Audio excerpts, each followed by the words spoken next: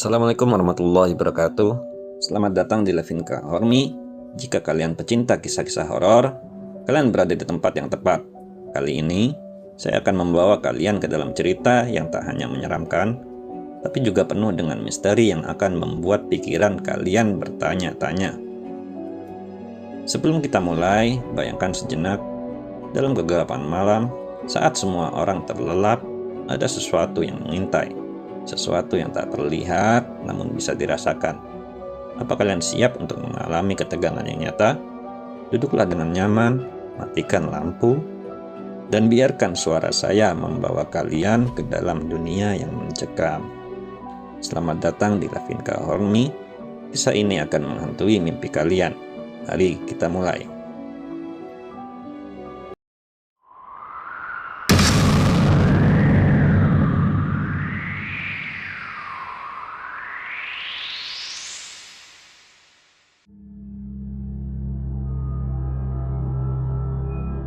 Jember, pertengahan tahun 2012. Di sebuah rumah sederhana yang ada di sebuah desa di Kabupaten Jember, hiduplah seorang pasangan suami istri yang bernama Ardi dan Anjani. Pada pertengahan tahun 2011, Ardi, seorang pria bertubuh tegap dengan rambut ikal, pertama kali bertemu dengan Anjani saat mereka bekerja di sebuah kos-kosan di Jakarta Pusat. Pertemuan intens di antara keduanya pun menumbuhkan benih-benih cinta yang bersemi di hati mereka. Setelah 6 bulan berpacaran, Ardi memutuskan untuk mengunjungi orang tua Anjani di Cianjur demi meminta restu untuk menikahi putri mereka. Tak lama kemudian, mereka pun menikah dan menetap di Jember setelah memutuskan untuk resign dari pekerjaan sebelumnya. Suatu sore, di kamar berukuran 3x3 meter persegi yang dihiasi meja rias kecil di sudut ruangan, Anjani duduk sambil menyisir rambutnya yang panjang dan hitam. Sambil memandangi bayangan dirinya di cermin, ia lalu berbicara dengan nada manja. Kok pengen makan bakso tau gak? Ardi yang duduk di atas kursi kayu sambil sibuk membaca sebuah novel hanya menjawab singkat tanpa mengalihkan pandangannya dari halaman buku. Aku masih baca nih. BTA. Raut wajah Anjani berubah, bibirnya yang mungil memanyun menunjukkan rasa kesal. Baru 2 bulan sejak mereka resmi menjadi suami istri, namun sikap Ardi terasa jauh dari kesan romantis, tak seperti yang ia harapkan. Dengan gerakan cepat, Anjani menghempaskan tubuh mungilnya ke atas ranjang, punggungnya membelakangi Ardi dan mendekat guling erat-erat. Ardi melirik istrinya sekilas, tersenyum kecil melihat tingkah Anjani yang menggemaskan, lalu kembali fokus pada novelnya. Waktu pun berlalu, sekitar 30 menit kemudian, di dalam keheningan, Ardi masih sibuk dengan bukunya, sementara Anjani mulai terlelap. Dengkuran halus terdengar dari sela-sela bibir mungil perempuan berusia 19 tahun tersebut. Ardi menutup novel bercover hitam dengan tulisan merah pekat itu dan meletakkannya di atas lemari pakaian di samping meja rias. Dengan hati-hati, ia membuka pintu kamar dan melangkah keluar, menutupnya dengan pelan agar tidak membangunkan istrinya. Di luar kamar, Tania, adik perempuan Ardi yang membawa segelas minuman dingin, kebetulan melintas. "Ngapain, Mas? Kok ngendap-ngendap gitu?" tanyanya. "Gak kenapa-napa. Gue cuma takut membangunin Kak Jani aja, kasihan. Soalnya masih baru tidur. Dek, ikut Mas yuk," ajak Ardi. "Kemana, Mas?" Tania bertanya sambil menghabiskan es jeruk di tangannya. "Udah, ya ikut aja, banyak nanya nih anak," balas Ardi. Dia melangkah menuju dapur diikuti oleh adiknya. Tania mengendus ketiaknya bergantian, wajahnya meringis. "Mas, aku mandi dulu ya." "Udah, gak usah. Cuma deket-deket ini ngapain mandi? Ntar pulangnya aja kalau mau mandi," kata Ardi sambil mengenakan jaket jeans biru yang tergantung di dinding dekat kamar mandi. "Tapi aku kecut, Mas. Bau tahu. Aku mandi dulu ya, sebentar aja," minta Tania dengan bibir manyun. Ardi menatap malas adiknya yang berusia setahun lebih muda dari Anjani itu. "Enggak kok, enggak bau. Udah cepetan.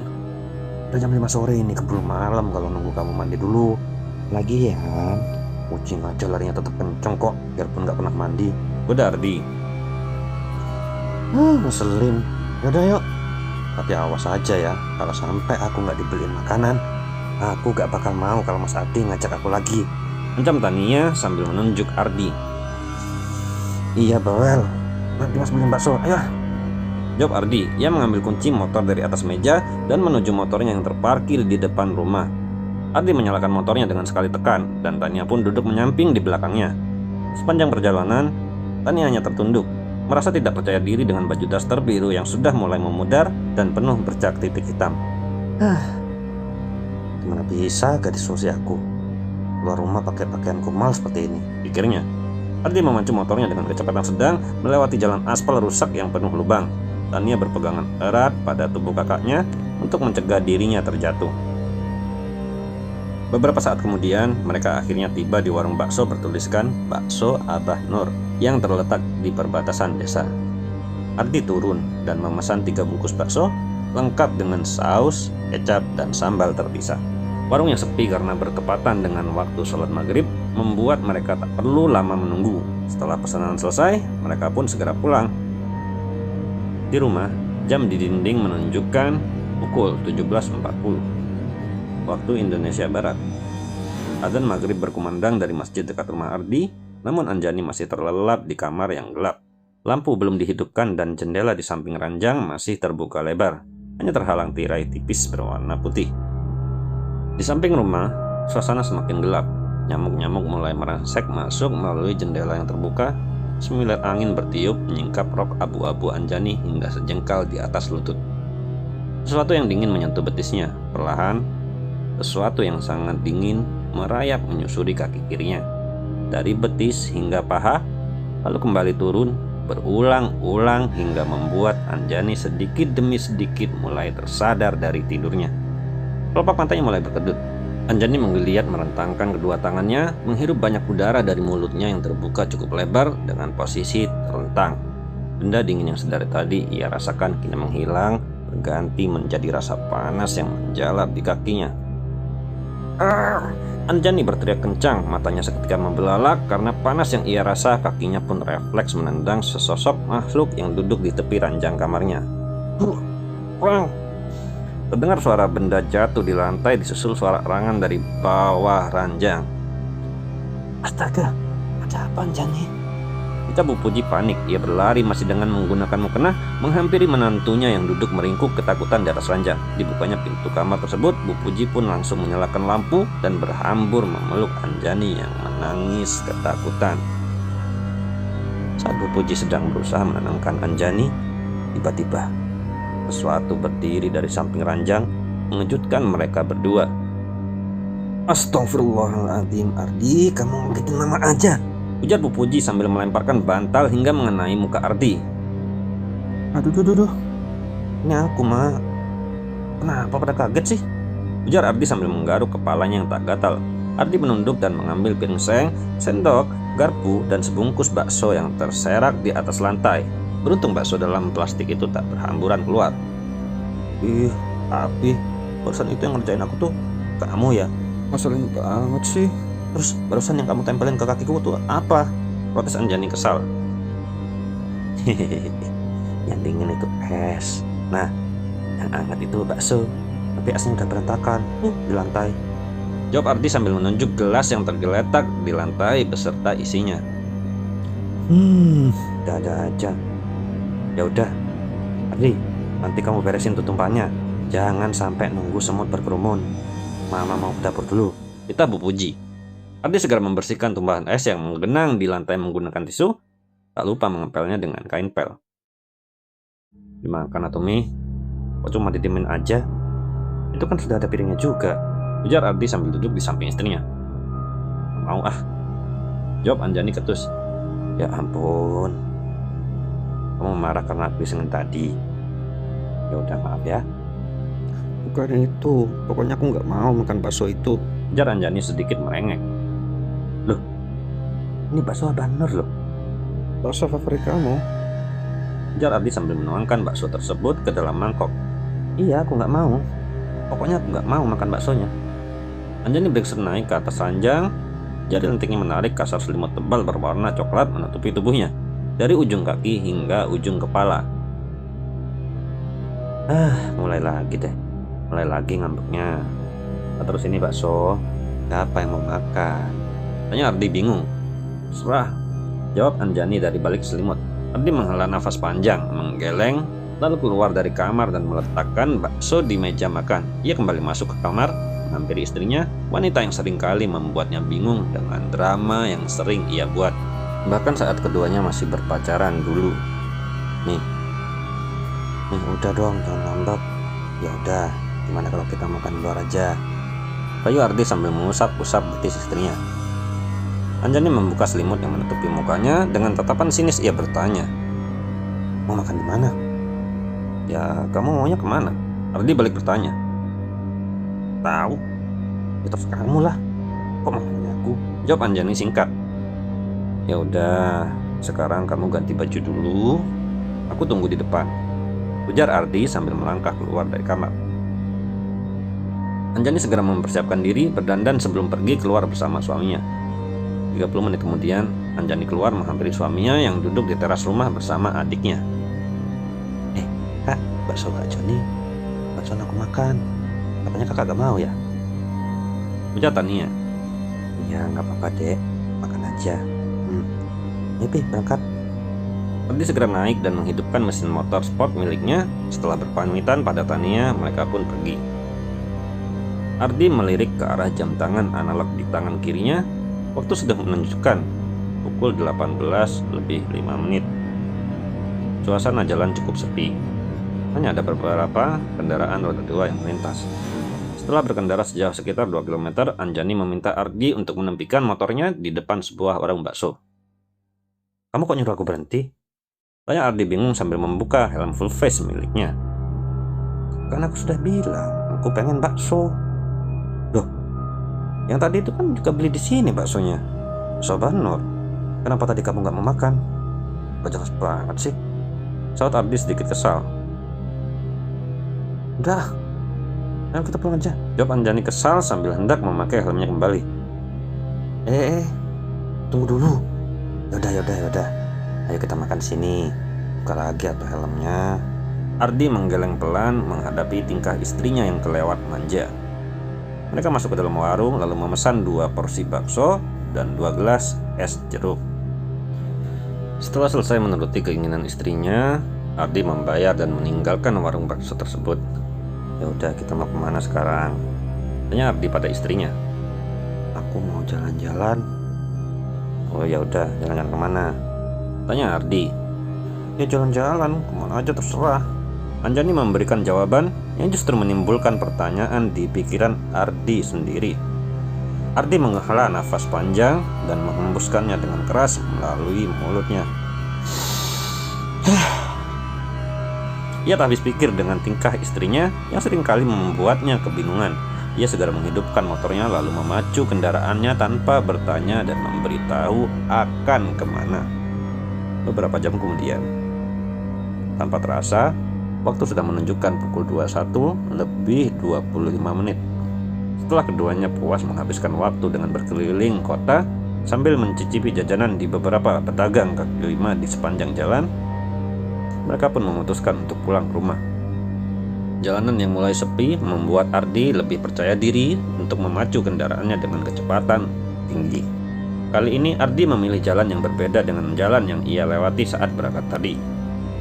Ia memilih jalan alternatif dengan pertimbangan jarak yang lebih dekat, meskipun ia tahu jikalau jalan yang ia lewati kali ini cukup sepi karena harus melewati area persawahan yang cukup luas tanpa adanya rumah di kanan dan kiri.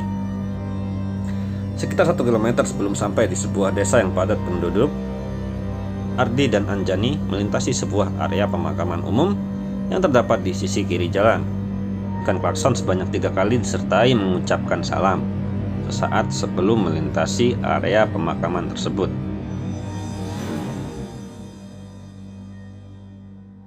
Assalamualaikum, ya ahli kubur.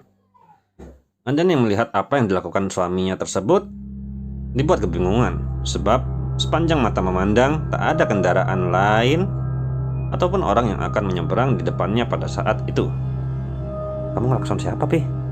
Kok pakai ngucap salam juga? Tanya Anjani sambil memperhatikan kondisi di sekitar. Oh, Kata orang tua dulu, kalau lewat wilayah pemakaman itu, kita harus permisi dengan cara ngucapin salam dan ngebunyiin klakson 3 kali. Ucap Ardi menjelaskan. Ayah wae mana teh, orang udah pada mati ini, mana mungkin denger klakson dan dikasih salam. Tutup Anjani asal-asalan. 2 detik setelah Anjani mengucapkan kalimat tersebut, Ardi bisa melihat dengan jelas sesosok berbaju putih melesat dari dalam sebuah makam dan terbang mengejar mereka berdua. Gara-gara kamu ini, pakik Ardi sambil menepak lutut kiri istrinya. Apaan sih? Sakit tahu, jawab Anjani kesal. Kamu tahu nggak apa yang ada di belakang kita sekarang, Protes Ardi sedikit membentak. Belakang? Emang ada apa? Anjani menoleh ke belakang, namun ia tak melihat apapun selain sebuah mobil hitam yang masih sangat jauh di belakang. Itu, ada yang keluar dari makam.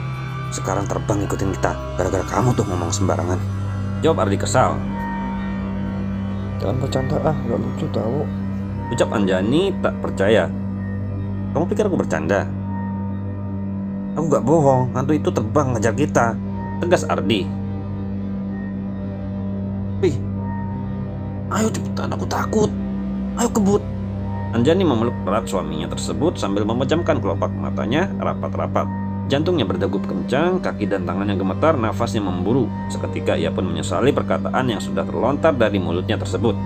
Meskipun Anjani tidak bisa melihat makhluk tersebut, namun ia tahu kalau suaminya itu memiliki mata batin yang kuat. Jadi ia yakin bahwa yang dikatakan suaminya itu benar adanya. Ardi yang menyadari ketakutan istrinya pun langsung memuntir handle gas di tangan kanannya hingga mentok. Sekilas ia melirik ke arah speedometer. Jarum menunjukkan kecepatan 115 km per jam.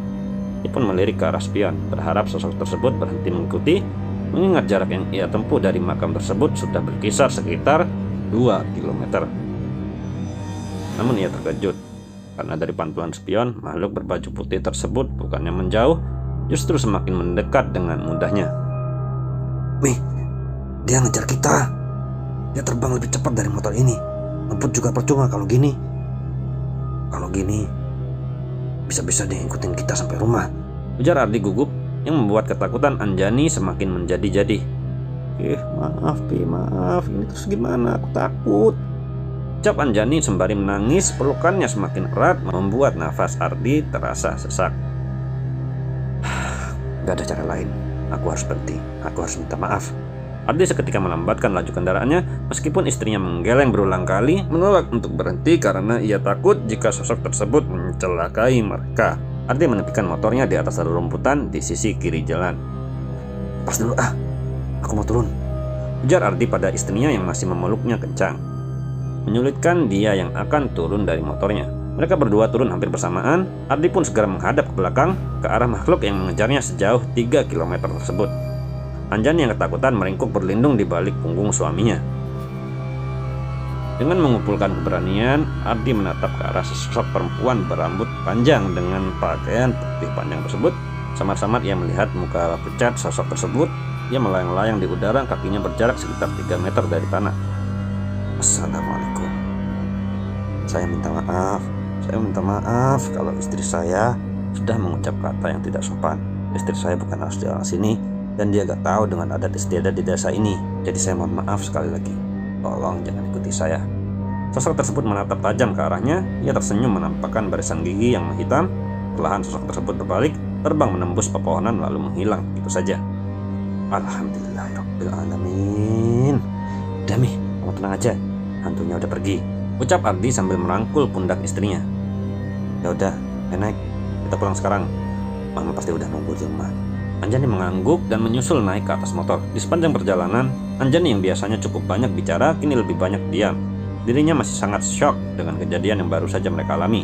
Ia berjanji pada suaminya tersebut bahwa kedepannya ia akan lebih menjaga perkataannya, lebih saat melewati tempat yang wingit seperti kuburan dan tempat-tempat angker lainnya. Hari demi hari berlalu, sedikit demi sedikit Anjani sudah mampu mengikis rasa traumanya atas kejadian tersebut. Sore itu, Anjani sedang sibuk mencuci piring kotor, sedangkan Tania dan Bu Puji sedang memasak untuk hidangan nanti malam. Duk, Nia, ini tolong kamu taruh di meja makan ya. Nanti kalau masmu datang pulang kerja, kita makan bareng-bareng. Kita Bu Puji pada anak bungsunya tersebut. Ya Ma. Tania pun segera memindahkan semua masakan tersebut ke atas meja makan. Sudah beres semua kan? Tanya Tania pada ibunya tersebut.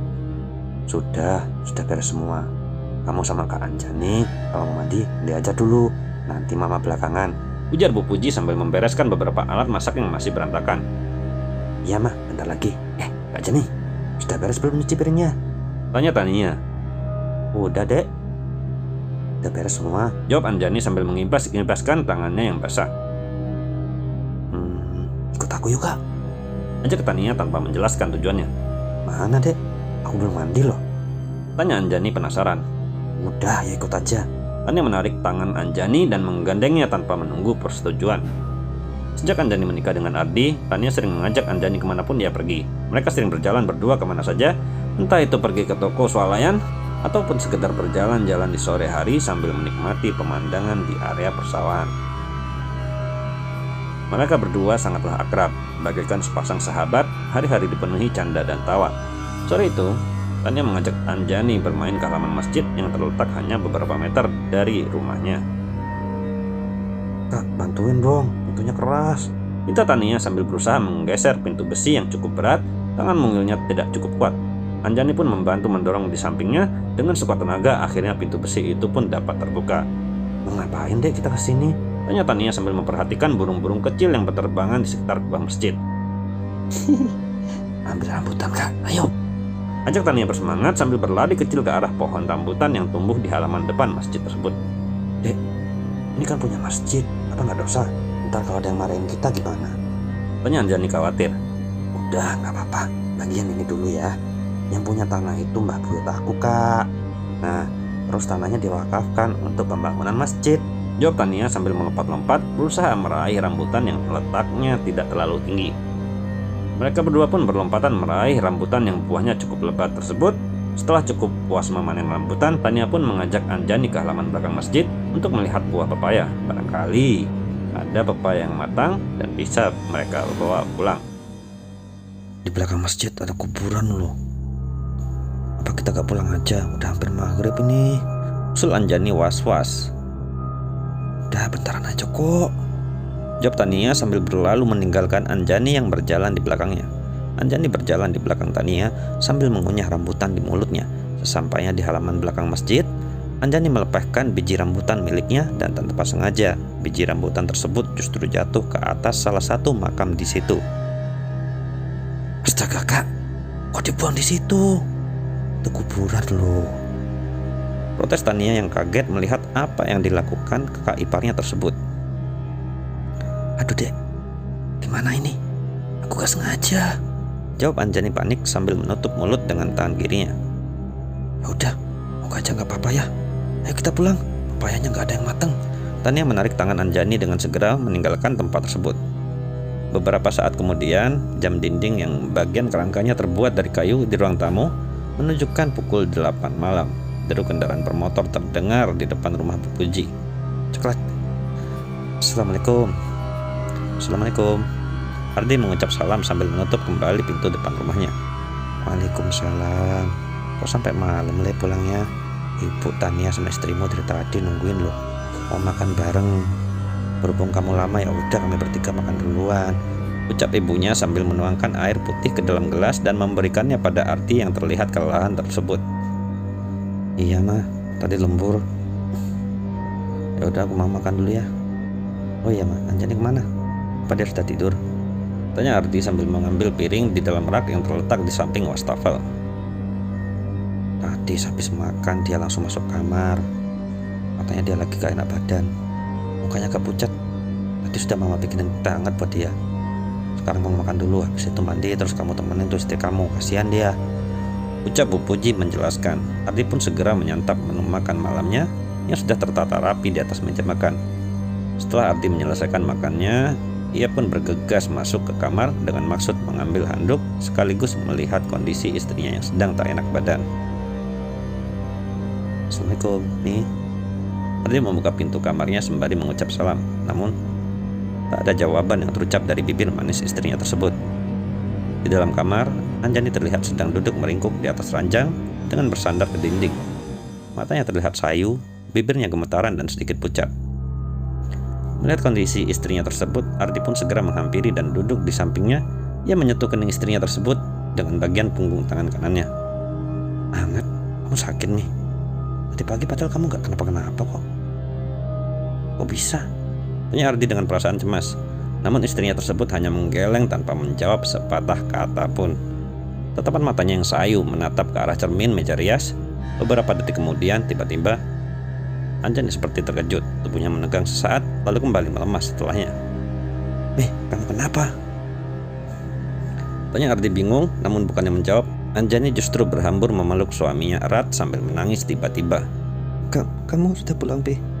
Aku nunggu kamu dari tadi. Sejak kapan kamu ada di sini? Kenapa kamu tiba-tiba ada di samping aku?" tanya Anjani dengan suara bergetar diselingi suara tangis yang tertahan. Ardi tak langsung menjawab pertanyaan istrinya. Ia bingung dengan perilaku istrinya tersebut. "Udah, gak usah kamu pikirin. Sekarang mending kamu istirahat dulu. Besok pagi sebelum berangkat kerja aku antarin kamu berobat ke dokter ya." "Ya udah, aku mandi dulu. Kamu tunggu di sini," ucap Ardi berusaha menenangkan istrinya. Ardi pun beranjak dari tempat tidurnya.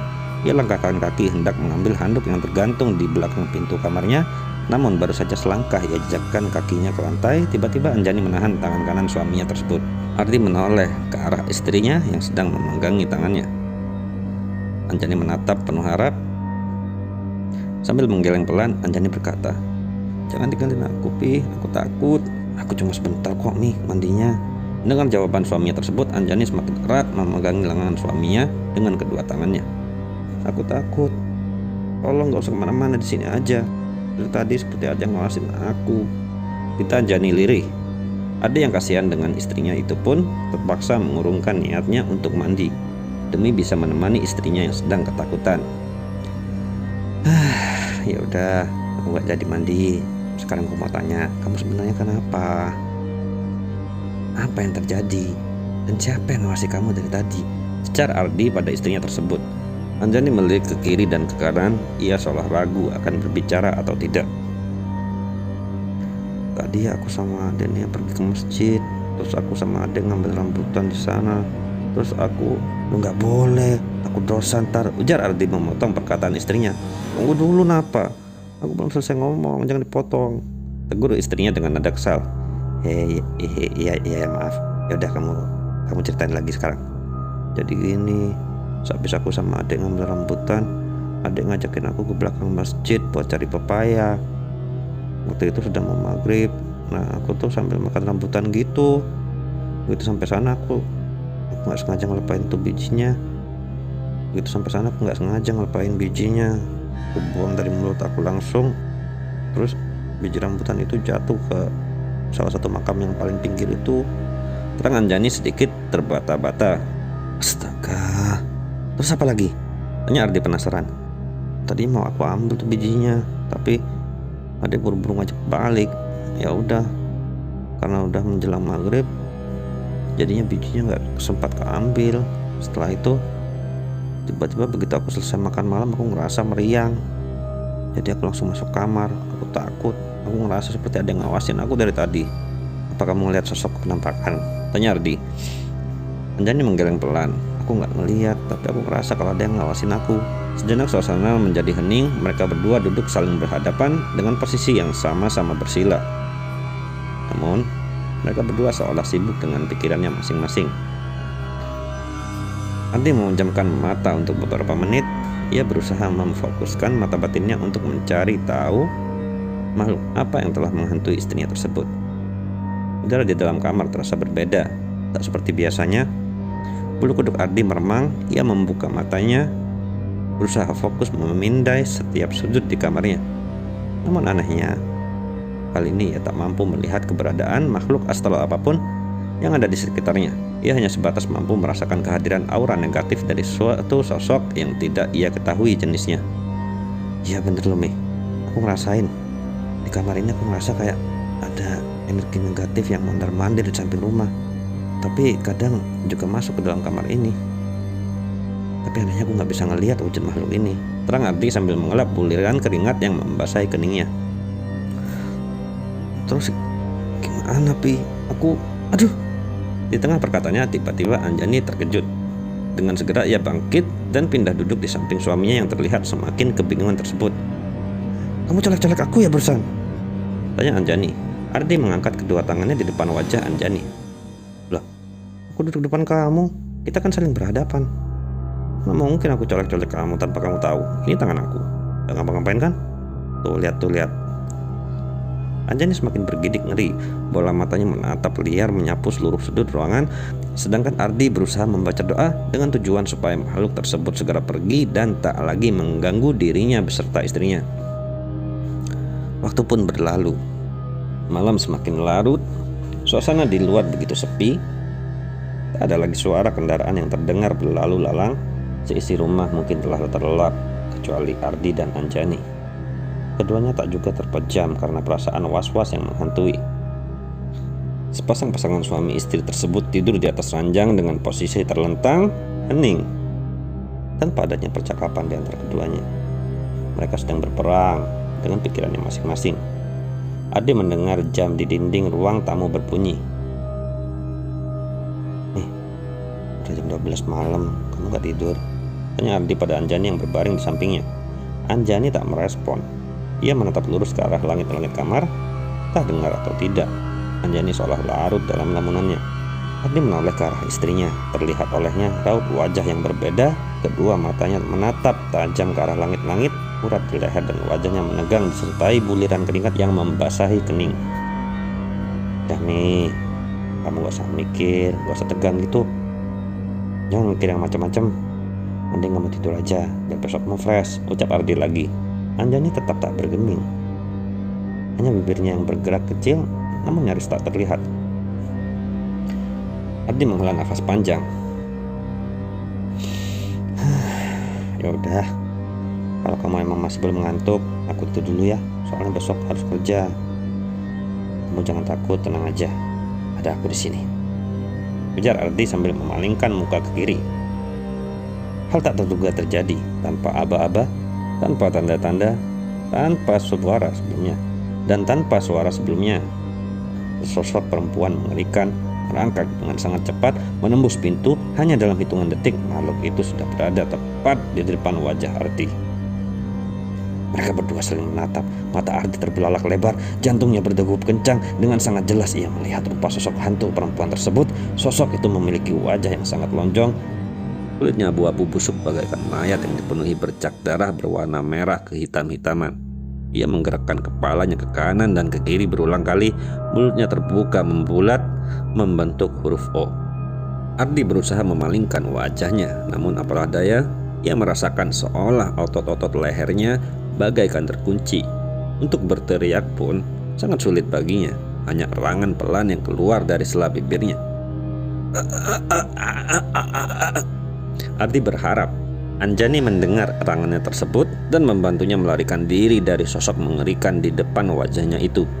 Namun ternyata usahanya tak berhasil, entah dengar atau tidak. Yang jelas saat itu Anjani tak bergeming. Ia tetap berbaring menghadap ke atas dengan tatapan kosong. Astagfirullahaladzim, astagfirullahaladzim, astagfirullahaladzim. Ardi mengucap istighfar dalam hati. Kemudian ia pun memejamkan matanya. Dibacakannya ayat kursi dan beberapa surat pendek yang ia ingat. Setelah selesai ia membacakan ayat-ayat suci Al-Quran. Dengan perlahan ia pun memberanikan diri untuk membuka matanya perlahan. Sosok tersebut kini telah menghilang. Sembari berusaha mengatur napas yang sedari tadi seolah tak beraturan, Ardi menoleh ke arah istrinya yang masih terpaku. Ardi menepuk tangan kiri istrinya hingga membuat istrinya tersebut terkejut, terlepas dari lamunannya. Kamu tuh ya, ucap Ardi tersengal-sengal. Aku barusan bersuara, masa kamu gak denger sih? Barusan ada hantu pas depan mukaku. Protes Ardi kesal. Aku denger Pi, tapi aku gak bisa nengok. Aku kayak terpaku gitu, kayak gak bisa gerakin badan aku tadi. Jelas Anjani sambil berusaha bangun dan duduk di atas kasur. Ardi yang masih berbaring berusaha keras untuk sekedar duduk dan menyandarkan punggungnya ke dinding. Tenaganya seolah tersedot hingga hampir habis. Ini gara-gara kamu sih. Udah sembarangan. Kamu yang berulah, aku yang didatengin. Tegur Ardi kesal. Ia tak menyangka apa yang dilakukan istrinya justru hampir membuatnya mati jantungan. Ya Pi, maaf, jawab Anjani sambil tertunduk. Keesokan paginya, Ardi menceritakan kejadian yang telah ia alami semalam pada ibu dan adiknya. Ia juga memarahi adik dan istrinya serta melarang mereka mengulangi kesalahan tersebut. Untuk mencegah teror tersebut terulang lagi, Bu Puji memerintahkan Ardi untuk mengambil biji rambutan di makam tersebut dan membuangnya. Mendengar titah dari ibunya tersebut, Ardi pun bergegas pergi ke halaman masjid dan mengambil sebuah biji rambutan yang tergeletak di tengah makam bertuliskan Juminah. Ardi duduk di samping makam tersebut. Mbah, aku minta maaf banget kalau istriku sudah lancang. Jadi tolong jangan hantui kami lagi ya. Karena yang terjadi kemarin itu gak ada unsur kesengajaan. Hus, kamu jangan ngawur. Mbak Juminah tuh orang baik dan soleha. Jadi mana mungkin dia jadi hantu. Lagian ya, dia juga masih termasuk mbahmu, protes Bu Puji yang ternyata ikut pergi ke makam tersebut. Loh, tapi tadi malam tuh mah, hantu yang muncul di depan aku mukanya mirip Mbak Juminah mah. Cuma mukanya lebih lonjong dan serem begitu, ucap Ardi menjelaskan. Itu bukan Mbah Jum, itu jin, entah jin korin atau jin apa, yang jelas itu bukan arwahnya Mbah Jum, terang Bu Puji. Sudah, ayo pulang. Mereka berdua pun pergi meninggalkan makam tersebut dan pulang ke rumah. Sesampainya di rumah, karena sudah hampir terlambat, Ardi pun langsung bersiap-siap untuk berangkat kerja. Bu Puji menyuruh anaknya tersebut untuk sarapan terlebih dahulu. Namun Ardi menolak karena ia khawatir bila tak cepat berangkat ia akan terlambat datang dan akan dimarahi oleh mandor bangunannya. Sudah jam 6 lebih 45 menit. Aku berangkat dulu mah. Nih, ucapnya pada ibu dan istrinya. Ya udah, hati-hati, jawab ibu dan istrinya kompak. Ardi langsung berangkat kerja menggunakan motor bebek kesayangannya. Malam harinya, sesaat setelah azan berkumandang, Anjani berdiri di samping kaca. Ia membukakan pintu ketika suami yang ia tunggu itu akhirnya pulang. Anjani menyambut kedatangan suaminya dengan riang. Ia cium tangan kanan suaminya yang masih terlihat sedikit kotor, banyak bekas semen. Ardi pun bergegas masuk ke kamar mandi untuk menyegarkan tubuhnya setelah seharian bergumul dengan semen, pasir, bata, dan lainnya. Setelah selesai mandi, ia keluar dengan menggunakan handuk sebatas lutut dan langsung menuju kamarnya untuk berganti pakaian. Di dalam kamar, Anjani sedang duduk sambil menatap ke arah jendela kamar. Nih, baju aku yang kaos warna biru mana ya? Tanya Ardi sambil mengenakan sarung yang baru ia ambil dari lemari.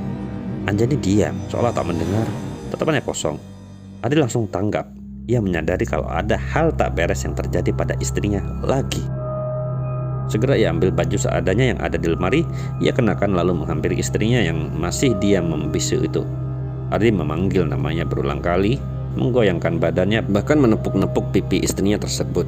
Namun ia tetap diam selama beberapa menit, hingga akhirnya tiba-tiba Anjani menggeleng keras. Ia mengedipkan matanya berkali-kali, seolah-olah kesadarannya datang dan pergi. Pih, tolong aku, Pih, dia mau masuk, kata Anjani sambil memegang erat kedua tangan suaminya. Siapa, Mi? Siapa yang masuk? Tanya Ardi bingung.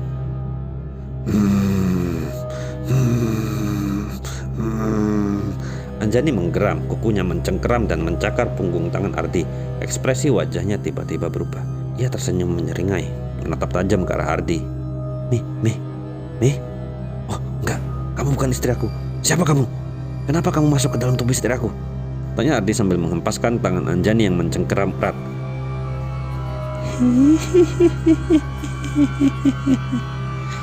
Anjani tertawa kecil, tangannya mencengkeram spray dan menarik-nariknya sambil tersenyum.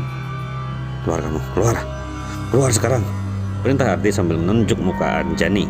Anjani menggeleng keras, matanya berkedip cepat, raut wajahnya menampakkan ketakutan.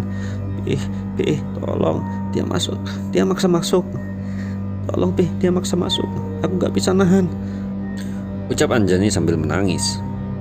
Anjani dan makhluk tersebut seolah saling berebut untuk menguasai tubuh dan kesadaran Anjani. Ekspresi wajahnya terus berubah, terkadang tertawa, namun sesaat kemudian menangis dan meminta tolong. Ardi yang panik berteriak memanggil ibu dan adiknya. Ia meminta ibu dan adiknya untuk menjaga Anjani selagi ia pergi. Ardi berniat untuk meminta pertolongan Ustadz Heru untuk meruqyah istrinya. Dengan terburu-buru, Ardi pun pergi mengendari motornya menuju rumah Ustadz tersebut yang berjarak sekitar 3 km. Beruntung, saat itu Ustadz Heru beserta seorang muridnya bersedia datang untuk membantu meruqyah istrinya yang sedang kesurupan. Sesampainya di rumah Ardi, Ustadz Heru beserta muridnya masuk ke kamar ditemani oleh Ardi. Anjani yang ada di atas ranjang dengan posisi merangkak menatap tajam ke arah Ustadz Heru sambil menggenggam. Kali ini kesadaran Anjani benar-benar diambil alih oleh makhluk tersebut. Bahkan saat Ardi berusaha merapikan rok istrinya yang sedikit tersingkap, ia justru didorong dan dicakar hingga melukai lengan kirinya. Itu mas, tutup pakai selimut aja, ucap Ustadz Heru sambil menunjuk ke arah selimut di ujung ranjang. Ardi pun segera mengangguk. Ia mengambil selimut itu dan menutupi sebagian tubuh istrinya dengan itu. Ustadz Heru mengeluarkan sebuah botol plastik berisi air bercampur daun. Ia buka tutupnya lalu ia membacakan ayat-ayat suci untuk meruqyah perempuan tersebut. Ini mas, ini air dicampur daun bidara. Mas usapkan di kepala, tangan dan kaki, ujar Ustadz Heru seraya menyodorkan botol tersebut. Ustadz saja yang ngusapin, saya nggak tahu, ujar Ardi. Maaf mas, sampean aja, bukan mahram soalnya, tolak Ustadz Heru halus.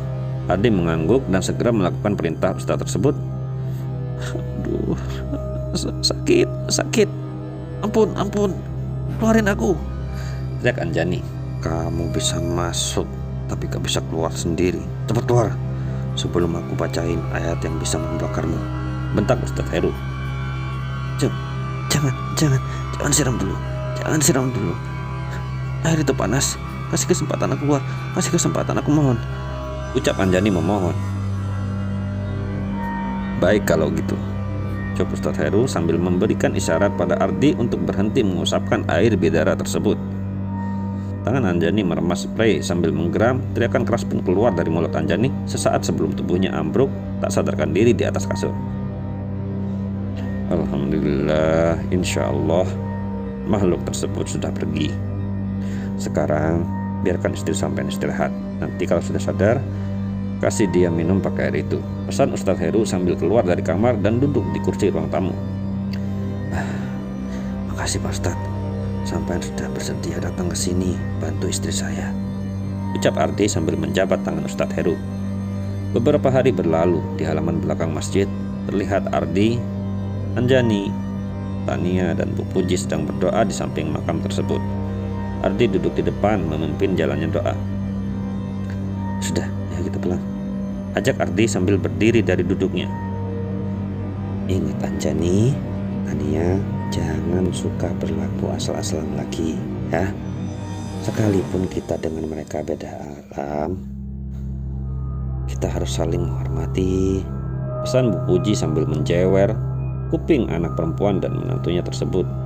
Mereka bertiga tersenyum lega setelah berhasil melewati kejadian tak terlupakan tersebut dan berharap kejadian itu tak akan pernah terulang kembali.